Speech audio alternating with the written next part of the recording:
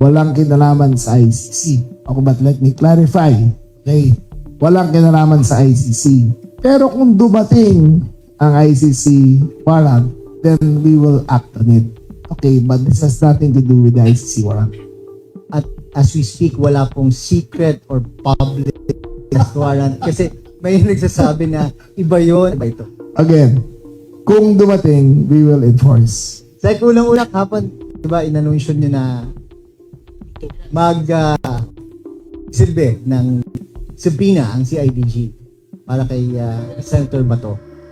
Ngayon po ba, can you confirm kung na-serve na yung subpoena niya? Give me 1 minute, hanapin ko yung... Hindi kayo Handa ako dyan. Ikaw, Jun, alam ko na style mo eh. Pag alam ko na style mo. Diba? Ikaw, nag-iitay ka lagi ng bulaga para sa akin eh. Na tayo nag-aaway. Diba? Lagi naman tayong... Okay, let me read it in its entirety. Okay?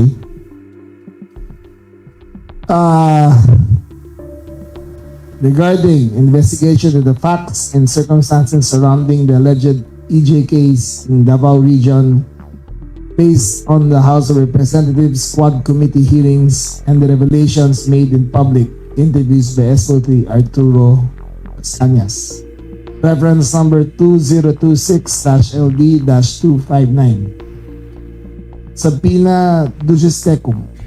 Honorable Ronald Bato Marapon de la Rosa, Senator, Room 516 and 11 in GSIS Building Financial Center, Block 27, Lot 6, Monterrey Subdivision, Barangay Magon, Davao City, Davao del Sur, and or Barangay Bato, Santa Cruz, Davao del Sur.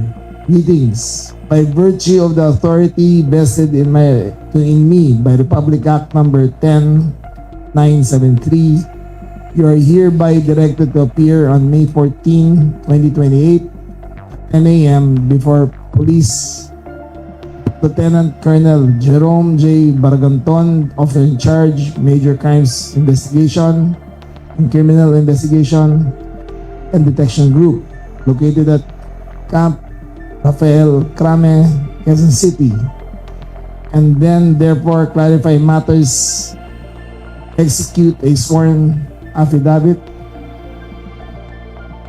submit documents and or other relevant information in connection with the subject investigation being conducted by this group. Failure to comply without adequate cause or valid justification shall be ground in the filing of our case for indirect contempt of court against you under Rule 71, Revised Rules of Court in relation to Section 1 of RA 10973. Ordered, signed by Robert A. Morico, Police Major General Director, CIDG. Yan po ay nasilbi na. Yes, it has been served in his office and his residence. Sir, nakalagay kasi doon na kung hindi siya magpapakita, meron provision doon na indirect contempt? Yes, direct contempt. Okay. Pero si Senator Bato po isa Senado nga po hindi nagpapakita eh. Ano pa kaya si CID? Well, sa Senado naman is an obligation but not compulsory.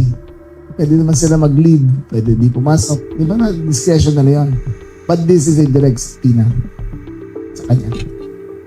Sa publiko pong nagtatanong, ano po bang gusto ninyong ma-achieve? Sorry? Okay lang. First step natin to eh. Yung ini-investigate kasi ang EJK, walang maglabas ng mga data tungkol sa mga nangyari. For example, ang Bulacan, in-erase lahat ng records. Yan. Metro Manila, marami mga substation, yung mga cause of death, in-erase nila. Diba? So, this is the first step in determining kung bakit gano'n na nangyari nung panahon na yun. Again, wala po kinalaman sa ICC. Ito. Walang kinalaman sa ICC. Okay, but let me clarify. Okay? Walang kinalaman sa ICC. Pero kung dumating ang ICC warrant, then we will act on it. Okay, but this has nothing to do with the ICC warrant. at as we speak, wala pong secret or public warrant. Kasi may nagsasabi na iba yun, iba ito.